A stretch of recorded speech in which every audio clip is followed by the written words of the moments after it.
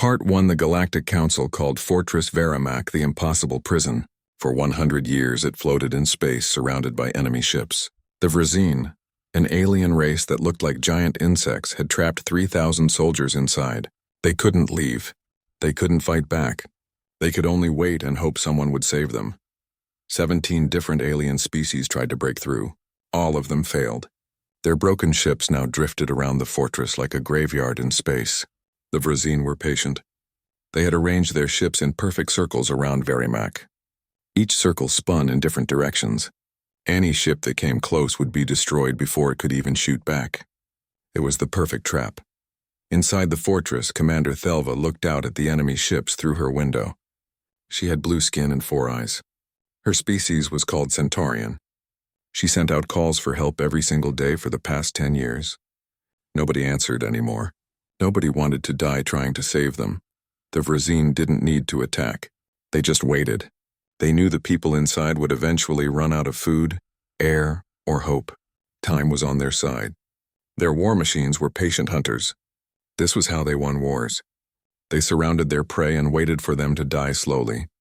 Everything changed when Earth joined the Galactic Council 8 months ago. The humans were new. They didn't know the rules yet. More importantly, they didn't care about rules that said something was impossible. The training ship called Resolute Dawn appeared at the edge of the star system. Captain Yule stood on the bridge. He had feathers instead of hair and a face that looked like a bird. His species was called Avian. He looked at the mission orders and felt worried. The ship carried 200 human cadets. They were students, not real soldiers yet. Their mission was simple. Look at the Verimac situation from far away, study it, and go home. It was supposed to be a learning exercise. Nothing dangerous. Captain Yule had read the files about humans. Their home planet Earth was marked as a Class 12 death world. This meant it was extremely dangerous. Most planets in the galaxy were peaceful places. Earth was not. It had big animals that could eat people. It had storms that could destroy cities. It had diseases that could kill millions. Yet humans survived there. They even became the strongest species on their planet. The medical reports about humans made Captain Yule nervous. Humans had extra organs in case one failed. Their bones were as dense as armor. Their immune systems attacked anything foreign like tiny soldiers. They could heal from injuries that would kill most other species. They were built to survive on a world that tried to kill them every day. When Cadet Hyun presented his plan, Captain Yule thought his translator was broken. "We are going in," Hyun said. He was a young man with dark hair and calm eyes. He spoke like he was discussing the weather, not a suicide mission. "That is not the assignment," Captain Yule said. His beak clicked with stress. "You are supposed to watch from far away and learn." "Sir, with respect, 3,000 people are dying in there," said Cadet Mina. She was a small woman, but her voice was strong. "We did not join the military to watch people die." Captain Yule's feathers stood up. This was a sign he was upset. The Vrazine have held that fortress for 100 years. Every military expert in the galaxy has studied this situation. The math is clear. Anyone who goes near that place will die.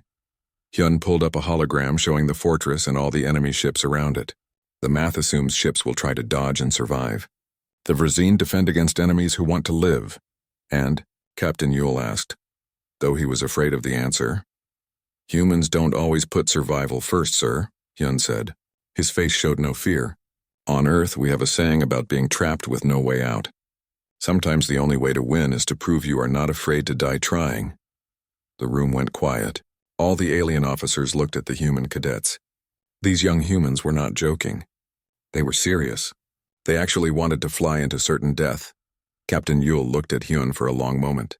"Tell me your plan," Hyun explained. They would use 20 small dropships. These ships had no weapons and thin armor. They were meant to carry soldiers from big ships to planets. They were never meant to fight in space battles. Each dropship would carry only 2 humans. We launch from far away and fly straight at the fortress. No dodging, no turning. Just straight ahead at maximum speed, Hyun said. "That is insane," said Lieutenant Virax. He was a big alien with a shell like a turtle. "The targeting computers would destroy you easily. You would be flying in a straight line. Any child could hit you." "Exactly," said Mina. "Every defensive system in the galaxy is built for enemies who dodge. The Vrazine computers calculate where a ship will turn to survive. But if we don't turn, If we just fly straight, their math breaks down. She zoomed in on the hologram. Their ships rotate in patterns. These patterns are perfect for shooting at ships that try to dodge. But there are tiny gaps. These gaps only exist for 16 seconds. If we fly straight through at maximum speed, we can pass through before they can adjust. 16 seconds? Captain Yule felt his stomach drop. You are talking about flying through spaces that are only a few meters wide across thousands of kilometers. Yes, sir, Hyun confirmed. It requires perfect timing. And the acceleration will be 18 gravities. The room went silent again. 18 gravities would crush most aliens instantly. Even with special technology to reduce the force, it would knock out or kill 70% of known species. Can humans survive this? Captain Yule asked. For a short time, said Cadet Jiwon. She was the medical student. We will pass out around 70 seconds. But the computers will fly the ships after that. We just need to stay awake long enough to start the flight. You will be unconscious when you arrive? Frex's voice went high with shock. For about 40 seconds, Jiwon said calmly. Then we wake up. Humans recover quickly. We will be ready to fight 2 minutes after waking up. Captain Yule stared at the humans. They talked about passing out in extreme force like it was normal. They discussed temporary unconsciousness the way his species might discuss a short nap. This is madness, he said. I cannot approve this. Hyun looked directly at him. Sir, we request you send our plan to headquarters. If they approve it, will you take us close enough to launch? Captain Yule's feathers flattened against his head. This was a sign of extreme stress. These humans were not asking to attempt something difficult. They were asking to do something that should kill them. But he looked at his screens showing Fortress Verimak, where 3,000 people had been waiting to die for 100 years. He made the call to headquarters. The call that would change everything. Part 2, the headquarters took 11 hours to respond. During that time, Captain Yule watched the human cadets prepare. What he saw made him more worried, not less. They were not acting like soldiers going to die. They were acting like workers doing a normal job. Cadet Borum, who was only 19 years old, laughed while checking her armor. Cadet Taeyang played strength games with 3 other cadets while waiting for equipment. When Mina briefed everyone about the mission, she made jokes about taking a nap during the acceleration. They were joking about passing out. Lieutenant Vrex found Captain Yule on the observation deck. This was a room with big windows looking out at space. Have you noticed they are not afraid? Vrex asked. I noticed, Captain Yule replied. It is not fake bravery. It is not trained soldiers hiding their fear. Vrex's old eyes looked amazed. They really do not see this as a suicide mission. Their home planet has predators the size of buildings and storms that could destroy our cities, Captain Yule said. Maybe that is why the Council said Earth should have limited contact. These humans grew up on a world where death was always close. Maybe they just got used to it. The message from headquarters finally arrived. It had many warnings and conditions. The humans could try their plan, but only volunteers. No one would be ordered to go. All 200 cadets volunteered in 90 seconds. Headquarters chose 40 humans for the mission, 20 dropships with 2 humans each. Hyun would lead the first group. Mina would command the second group. The other cadets would help from the Resolute Dawn. It took 6 hours to prepare for launch. The Vrazine fleet kept rotating around the fortress. They did not know about the training ship at the edge of the system. Why would they care? Nothing had challenged them in 100 years. They felt safe. Hyun sat in the pilot seat of Dropship 1. Jiwon sat beside him as co-pilot. Through the window, he could see the other 19 dropships floating in space. They looked small and fragile. Like metal coffins. All ships, final check, Hyun said into his radio. 20 voices confirmed they were ready. Captain Yule's voice came through the speakers. Cadets, I want everyone to know that you are the bravest fools I have ever commanded. The galaxy will remember what you tried to do today. With respect, sir, Hyun replied. We are not planning to be remembered. We are planning to eat dinner inside that fortress tonight. You have permission to launch, Captain Yule said quietly. May your gods protect you because physics will not. 3, 2, 1, launch. 20 dropships shot out from the Resolute Dawn. Their engines burned at maximum power. Within seconds, the force started crushing the humans inside. 18 gravities felt like having an elephant standing on your chest. Breathing became work. Moving became impossible. Hyun's vision started to narrow. His hands felt like they weighed 100 pounds each, but the computer was doing most of the flying now. He could see the Vrazine fleet ahead getting bigger very fast. They were accelerating at over 300 meters per second. Faster and faster. At 47 seconds, the Vrazine fleet finally noticed them.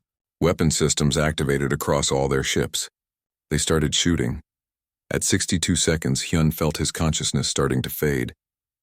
His vision was like looking through a tunnel now. He could only see the fortress straight ahead. It was getting bigger and bigger. At 70 seconds, Hyun passed out completely. So did Jiwon. So did all 38 other humans in the other dropships. But the computers remembered what to do perfectly. The Vrazine fired everything they had. Their weapons could destroy battleships. Their targeting systems were perfect. They never missed, and every single shot missed the dropships. The small human ships did not dodge. They did not turn or slow down. They flew straight ahead through space. They went through the tiny gaps in the Vrazine formation. Gaps that only existed because no sane species would ever try to use them. Gaps that required accepting that you might die. The Vrazine had been the strongest military in this part of space for 300 years. They had won every battle through patience and perfect tactics. They had never fought an enemy that simply did not care about dying. They were learning a new lesson, and they were learning it too late. Back on the Resolute Dawn, Captain Yule watched his screens. Every sensor showed the 20 dropships flying through the Vrazine fleet. Weapons fired continuously, but the small ships kept going. They were threading through impossible spaces at impossible speeds. "How many have we lost?" he asked his sensor officer.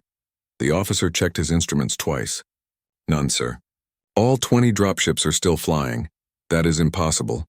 "Yes, sir. But they are doing it anyway." The dropships crossed through the entire Vrazine fleet in 16 seconds, exactly as the humans had calculated. They approached Fortress Verimac from different angles, each one heading for a docking port. Automated systems took over for the final approach.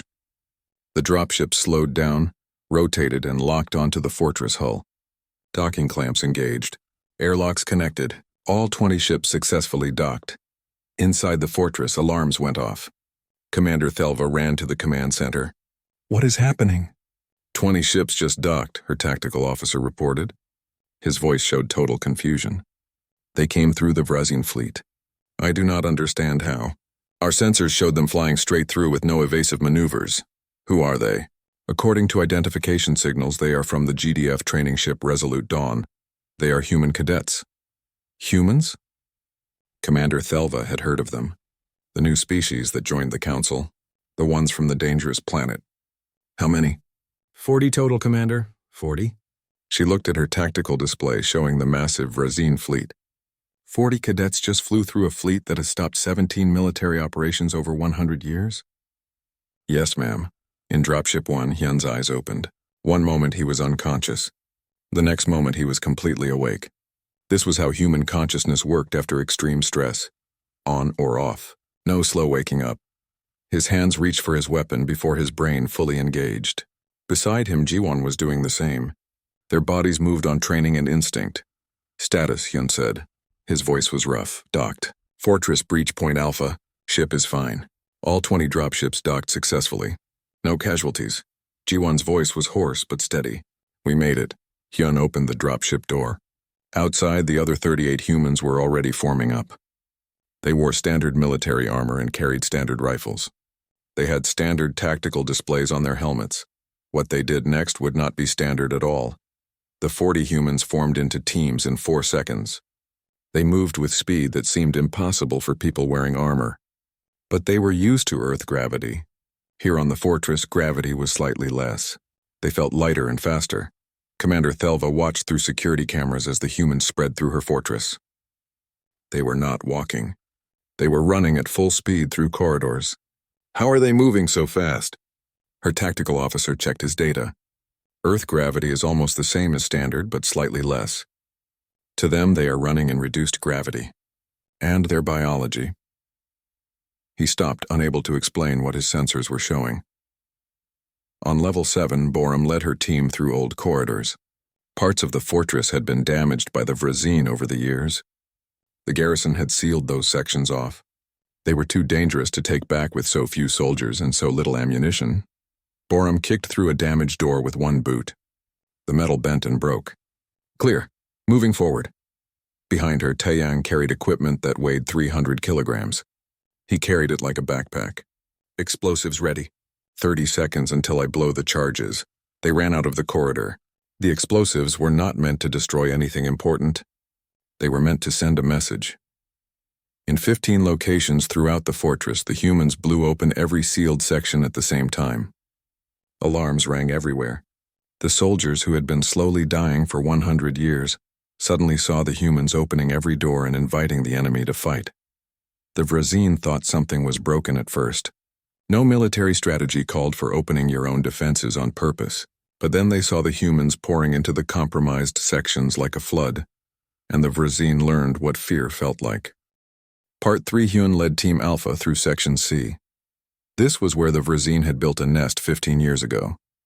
The insect-like warriors were huge, each one 8 feet tall. Their bodies were covered in natural armor that could stop most bullets.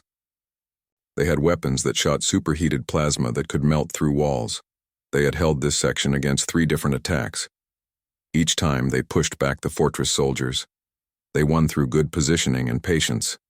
They were perfect defenders. None of their experience prepared them for humans. "Contact!" Hyun shouted, dropping to one knee. Plasma bolts flew over his head, so hot they made the air shimmer. He fired back, but he did not hide behind cover. He ran straight at the Vrazine while shooting. His rifle fired shot after shot at the ceiling, making sparks and debris rain down. Next to him, Mina threw a grenade. She threw it casually, like tossing a ball to a friend. The explosive went off 3 meters from a group of Vrazine warriors. In the narrow corridor, the explosion was devastating. Even their armored bodies could not handle it. The Vrazine fell back. They were confused. They had fought the fortress garrison for 100 years. They learned the patterns, careful advances, controlled fire, tactical withdrawals when pushed. These humans fought like they did not care if they lived or died. They fought like natural disasters with guns. In the command center, Commander Thelva watched her tactical display. Her 4 eyes were wide with amazement. "They have reclaimed 8 sections in 12 minutes. We could not take those sections back in 15 years. Ma'am, you need to see this." Her communications officer showed her intercepted messages from the Vrazine. The insect language was hard to translate, but the meaning was clear. The messages said, "Retreat, regroup, something impossible has arrived." The Vrazine were retreating, inside the fortress. They were falling back from positions they had held for decades. Outside the fortress, Dai and his engineering team walked on the exterior hull. They wore magnetic boots to stay attached. They were in vacuum, exposed to space and the distant Vrazine ships. But they had work to do. They placed small devices on the hull, beacons. When activated, these beacons began broadcasting signals. Inside Dropship 1, still attached to the fortress, the communications system began transmitting on every frequency the Vrazine used.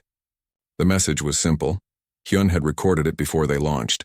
"Vrazine Fleet. This is Cadet Hyun of the Terran Republic Galactic Defense Force. You have held this siege for 100 years. We broke it in 20 minutes. We are not leaving. You are." Silence on all channels. Then every sensor showed the impossible. The Vrazine fleet began to move. They were not repositioning. They were withdrawing. They were retreating. Commander Thelva's command staff stood in shocked silence. The greatest siege in modern galactic history was ending. Not with a huge battle, not with massive casualties, but with the enemy simply deciding that staying was not worth facing these crazy Deathworlders. Inside Section C, a Vrazine warrior faced Hyun across 10 meters of corridor. The alien was huge, covered in bioarmor, armed with a plasma weapon. By all logic, it should win this fight. But Hyun did not stop moving. He ran forward while firing. When his rifle ran out of ammunition, he did not stop to reload. He just kept running forward. The Vrazine warrior had never seen anything like this. Prey did not charge at predators. Prey ran away. The warrior turned and fled. Hyun slid to a stop, breathing hard. He reloaded his rifle with practiced motions. "Section C clear," he reported. All across the fortress, similar scenes played out. The Vrzine, who had been patient hunters for a century, were now the ones being hunted. They retreated from humans who should not exist, who should not be so fast, so aggressive, so willing to charge into danger. Borum's team cleared Section 7 in 8 minutes. Taiyang's team took Section 9 in 6 minutes. Every human team moved like they were racing each other, and in a way they were. They competed to see who could clear their section fastest. The fortress garrison soldiers watched in amazement as the humans reclaimed areas that had been lost for years. One Centaurian soldier, who had fought in 3 failed counterattacks against Section C, watched Hyun's team clear it in 12 minutes. He did not know whether to laugh or cry. On the Vrzine command ship, the fleet commander watched his tactical display with growing horror. His species had evolved as ambush predators. They surrounded prey and waited for it to weaken. They had never been the prey before. These humans did not weaken. They did not slow down. They did not show fear. They just kept coming and coming like a wave that never stopped. The fleet commander made a decision that would shame his people for generations. All ships withdraw to the secondary line. Abandon the siege. His subordinates stared at him. Commander, we have held this position for 100 years, and we can hold it no longer. Look at the tactical data. These humans cleared fortified positions in minutes that should have taken days. They flew through our fleet using a tactic that should have killed them. They do not follow any known military doctrine. The commander's mandibles clicked with stress. They are Deathworlders. True Deathworlders. I have read the reports from their planet. Earth kills millions of humans every year through natural disasters, diseases, and predators. And they still became the dominant species. They evolved to survive the unsurvivable. But sir, if we stay, they will find a way to breach our ships. I do not know how. But they will. And then we will learn what it is like to fight humans in close quarters. The commander looked at his subordinate. We are hunters, but we are not suicide attackers. The humans are both. Withdraw the fleet. The massive Vrzine fleet, which had not moved in 100 years, began to leave. They pulled back, forming new defensive lines 3 light-years away. Away from the fortress, away from the humans. Inside Fortress Verimak, the garrison soldiers could not believe what they were seeing. The enemy was leaving. After 100 years of siege, the Vrzine were simply flying away. Commander Thelva stood in the command center, tears running down her blue face. 3,000 soldiers had survived because 40 human cadets decided impossible was just a word. The entire operation, from the moment the dropships launched to the moment the Vrzine fleet began withdrawing, took exactly 22 minutes. Hyun gathered his team in Section C. They were tired, sweating inside their armor, breathing hard. But they were all alive, not one human casualty. Some bruises from the acceleration, a few minor burns from plasma fire, one sprained wrist, but everyone was alive. Good work, team, Hyun said. Let's link up with the other teams and help with the cleanup. Think they will buy us drinks for this? Taiyang asked with a grin. They better, Boram replied. I am going to be sore tomorrow from that acceleration. They talked and joked as they walked through the corridor. Behind them, they left 8 cleared sections and 1 shattered enemy doctrine. The Vrzine had learned that some prey fought back, and some prey were more dangerous than any predator. The humans checked in with each other over the radio. All teams reported success. All sections cleared. 0 casualties. Mission complete. Mina found Hyun in the corridor outside Section C. 20 minutes from launch to enemy withdrawal, she said. Think that is a record? Probably, Hyun replied. Think anyone will believe us? They will have to. The fortress sensors recorded everything. They walked together toward the central docking bay where the dropships waited.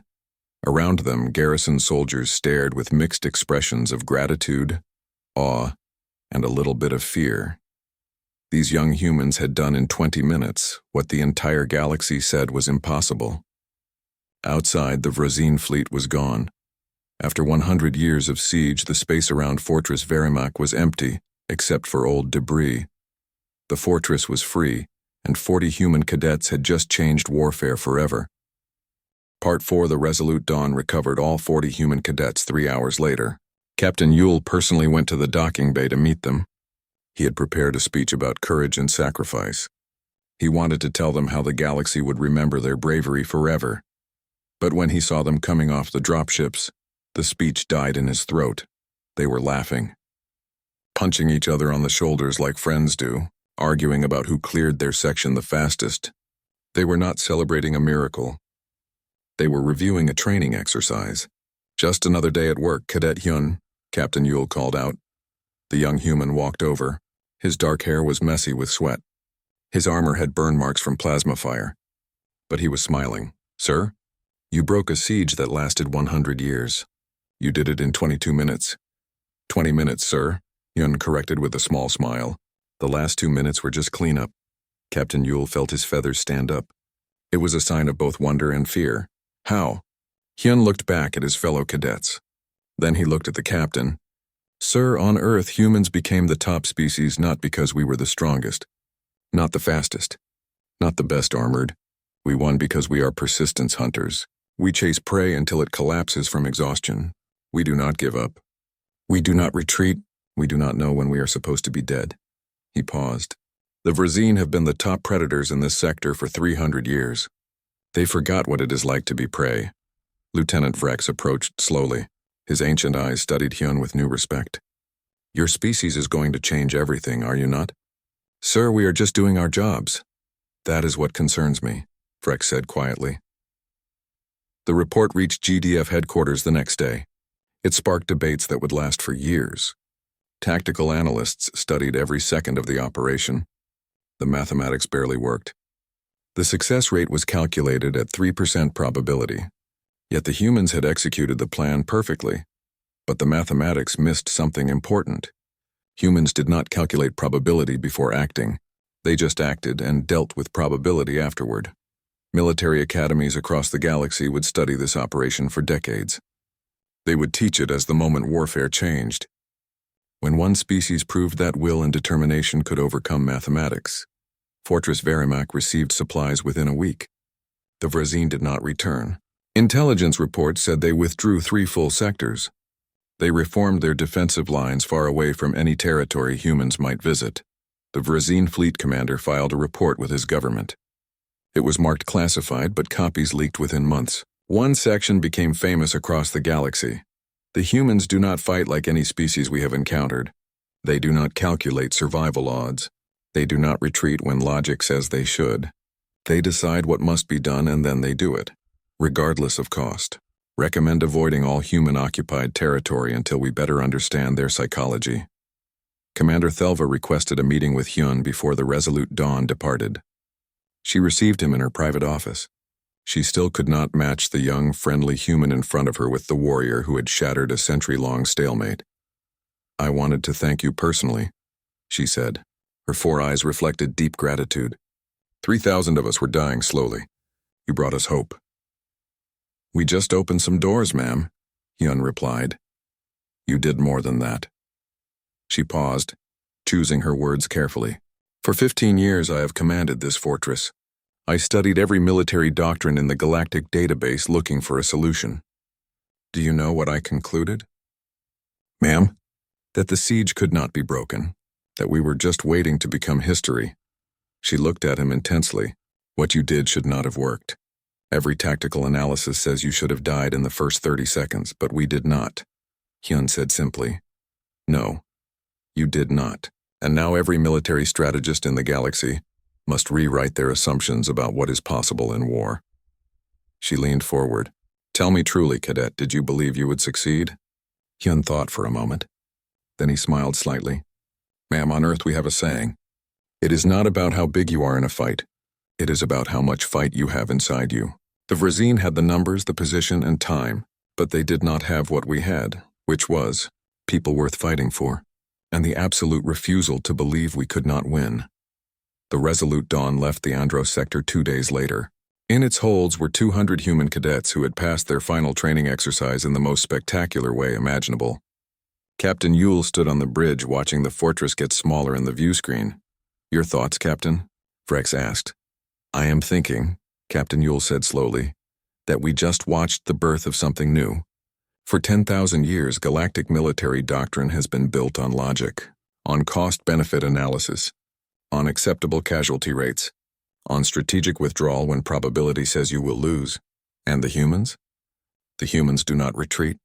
They do not calculate probability of success. They decide what needs to be done, and then they do it, no matter what the mathematics say. He turned to face his old friend. We spent thousands of years building a civilization based on logic and reason. We are about to learn what happens when you add a species that believes we can overcome probability. Down in the crew quarters, Yun sat with Mina and Jiwon. They were reviewing their reports about the operation. They had been told the mission would be studied for decades, that their names would be in military academies across the galaxy. Think they will name a tactic after us? Jiwon asked. The Hyun maneuver, Mina suggested with a grin. Too specific, Hyun replied. They will probably call it something like the Deathworlder Doctrine or Terra Protocols. Whatever they call it, Mina said, becoming serious. We proved something today. Humans belong out here among the stars, not because we are stronger or smarter than other species. Because we are too stubborn to know when we are beaten, Jiwon finished.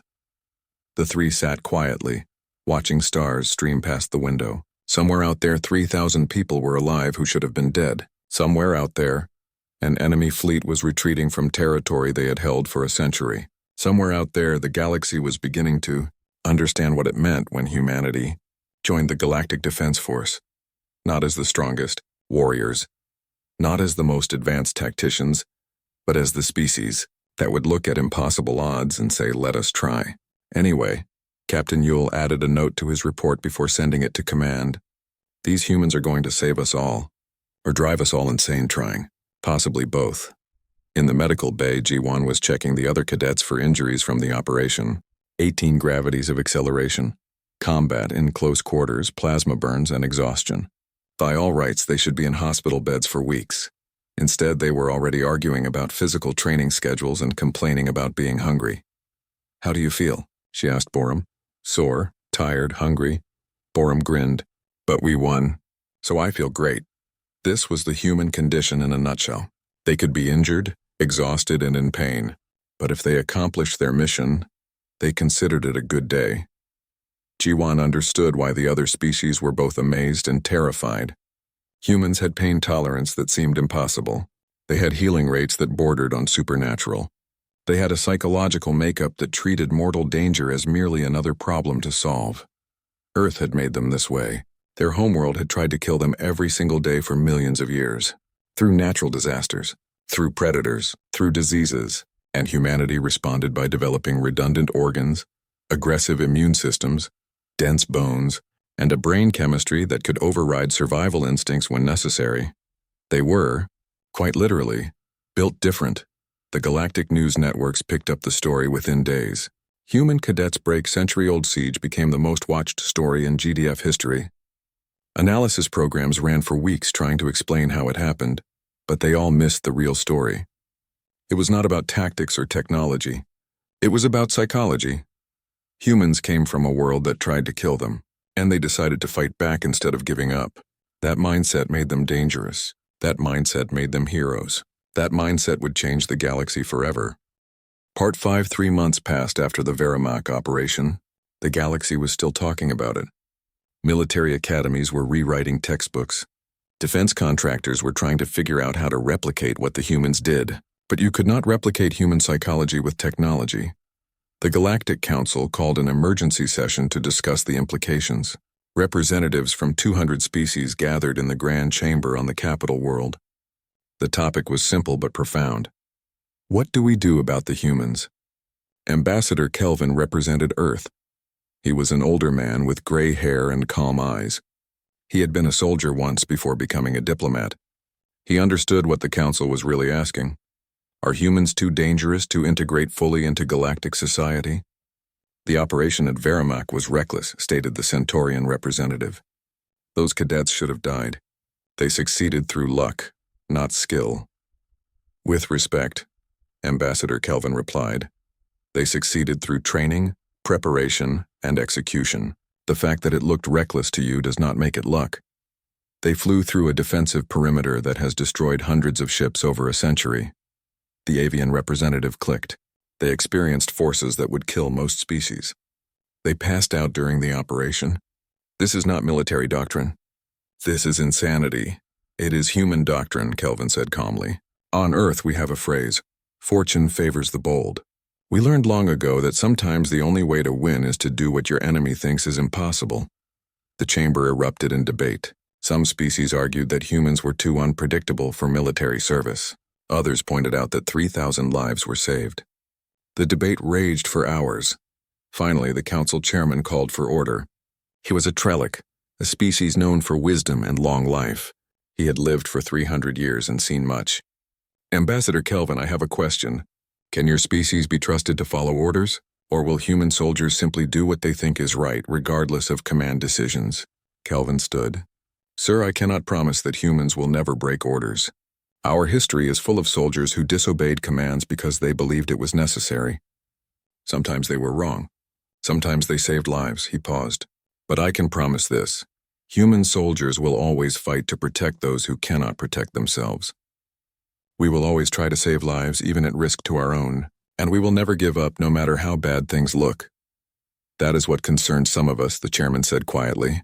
Your species does not know when to retreat. No, sir. We do not. Kelvin met his gaze steadily. But sometimes that is exactly what you need. The vote was close, but the council approved full integration of human forces into the GDF. The 1st Terran Raiders Division was formed 1 week later. They called themselves the Deathworlders. The name spread quickly through the military. Other species had mixed reactions. Some welcomed human allies. Others transferred to units far from human operations. A few alien commanders specifically requested human troops for difficult operations. The Vrazine sent a formal communication to the council. They offered a peace treaty and territorial concessions. The message was diplomatic, but everyone understood the real meaning. Please keep the humans away from us. Back on Earth, the 40 cadets from Verimac became celebrities. News programs wanted interviews. Schools wanted them to speak. Children wanted their autographs. But the cadets did not like the attention. Hyun gave one interview to a major news network. The reporter asked him what it felt like to be a hero. I am not a hero, Hyun replied. I am a soldier who did his job. The real heroes are the 3,000 people who survived that siege for 100 years. They did not give up. They kept hoping someone would come. We just happened to be the ones who showed up. The reporter pressed him. But you risked your life. You flew through certain death. You passed out from the forces involved. How did you do it? Hyun thought for a moment. On Earth, every human grows up facing danger. Maybe not war, but disease or accidents or natural disasters. We learn early that life is fragile, that death is always close. So we have 2 choices. Live in fear or live with courage. He smiled slightly. We choose courage. The interview clip went viral across the galaxy. Billions of beings watched this young human calmly explain why his species did not fear death. Some found it inspiring. Others found it terrifying. Most found it both. Mina returned to her family home in Korea for a brief leave. Her parents threw a big dinner for her. Friends and relatives came to celebrate. Everyone wanted to hear about the operation. But Mina noticed her younger brother was quiet. He was 15 years old, thinking about joining the military someday. After dinner, she found him on the roof looking at the stars. You okay? She asked. Everyone talks about how brave you were, he said. But were you scared? Mina sat next to him, terrified. The entire time he looked surprised, but you did it anyway. That is what courage is, she said. Not the absence of fear. It is doing what needs to be done despite the fear. The news said you could have died. Yes. Was it worth it? Mina looked up at the stars. Up there, 3,000 people were alive because 40 humans decided to try. Yes, it was worth it. At GDF headquarters, Admiral Chen reviewed applications for the new Terran Raiders Division. The number of volunteers was overwhelming. Not just humans. Aliens, too. Young avians, centaurians, Trellic, and dozens of other species wanted to serve alongside the humans. One application caught his attention. It was from a young Colonian named Vrex. Not the Lieutenant Vrex from the Resolute Dawn, his nephew. The application essay was simple. I want to learn what it means to have the courage of a Deathworlder. Admiral Chen approved the application. The humans had taught the galaxy a valuable lesson. Courage was not about biology or technology. It was about spirit. And spirit could be learned. The first Terran Raiders completed their training 6 months after Verimac. The graduation ceremony was attended by representatives from across the galaxy. Captain Yule was there, his feathers bright with pride. Lieutenant Vrex attended along with his nephew. Commander Thelva came from Fortress Verimac, bringing a gift from the 3,000 survivors, a banner with all their signatures. Hune accepted the banner on behalf of the Raiders. "We will carry this into every battle," he promised, "to remind us why we fight. Not for glory, not for victory, but for the people who cannot fight for themselves." The ceremony ended with the Raiders' motto, chosen by vote, "Fortune favors the bold." But everyone knew the unofficial motto, the one the humans said to each other. They told us it was impossible, so we did it anyway. The Galactic Defense Force was never the same after humans joined. Tactics changed. Doctrine evolved. The definition of possible expanded. Other species learned to be bolder, take more risks, and never give up. But it was not all about warfare. Human civilians spread through the galaxy too. Human doctors who would not give up on dying patients. Human engineers who tried solutions everyone said would not work. Human scientists who asked questions everyone said were foolish. Earth exported its most valuable resource, the stubborn refusal to accept limits. 10 years after Verimac, historians wrote about the operation as the turning point, the moment the galaxy learned that some species did not know the meaning of impossible. Military analysts called it the end of the old era and the beginning of the new. But for Hune, Mina, Jiwan, and the other 37 humans who flew through the Vrazine fleet that day, it was simpler. They saw people who needed help. They found a way to help. The rest was just details. On the anniversary of the operation, the Terran Raiders gathered at a memorial on Earth. It was a simple stone with 40 names carved into it. Not to honor the dead because they all survived, but to honor the moment when humanity showed the galaxy what Deathworlders could do. Hyun stood before the memorial with his team. They were older now. Some had scars from other battles. All had more stories to tell, but they remembered that day clearly. "Think we would do it again?" Borum asked. "In a heartbeat," Taeyang replied. Without hesitation, Mina added. Hyun smiled. "That is the human way." They stood together watching the sunset. Somewhere above them the stars were calling. More missions waited. More people needed help. More enemies thought things were impossible. And the humans would keep proving them wrong because that is what Deathworlders did. They looked at impossible odds and shrugged. They faced certain death and made plans. They heard "you cannot do this" and replied, "Watch me." The galaxy had lived for thousands of years believing that logic, mathematics, and probability ruled warfare. Then humans arrived and taught a different lesson. Sometimes courage matters more than calculations. Sometimes will defeats probability. Sometimes the only way to win is to refuse to lose. The Galactic Defense Force recorded the official conclusion of the Verimac operation in their archives. Duration, 20 minutes. Result, complete success. Casualties, 0. Conclusion. Human military doctrine is incompatible with standard galactic doctrine but highly effective. Recommend integration of human forces for all high-risk operations. But the unofficial conclusion, the one that spread through every military base and training academy, was simpler. Never tell a human something is impossible. They take it as a challenge, and that made all the difference.